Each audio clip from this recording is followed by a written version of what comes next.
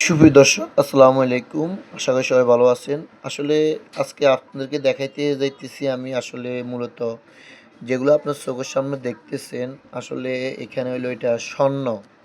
আপনার কুচা, কুচা করে মূলত এগুলাকে আপনার এই কাজ করা হয়। তো আসলে আমরা কাজগুলো যখন করতে বসি, তখন খুবই নিখুঁতভাবে এবং কি খুবই ঠান্ডা মাথায় কাজ করতে হয়।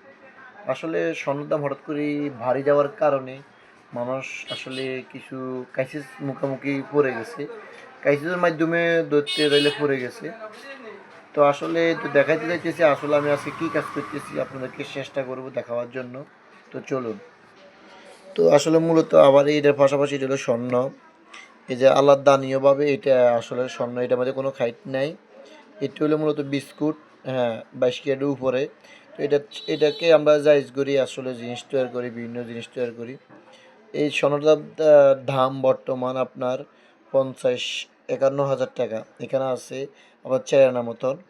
তো আসলে এগুলাকে কুচা কুচা করে আসলে মূলত জিনিস বানাইতে হয়। দেখেন, আপনার অন্যজন বলেন যে ভাই স্বর্ণ লস কীভাবে যায়। দেখেন স্বর্ণটা এত কুচা করছি যেটা বলার বাইরে। এগুলো প্রতিটা পাস আপনার এক পিস এক পিস করে এটাকে আগলা হিসাব করে বসাইতে হয়, সাজাইতে হয়। তো এগুলো সাজাইতে যাইলে কিছু ছিটকি পড়ে যায়, কিছু লস হয়ে যায়, কিছু হারাই যায়।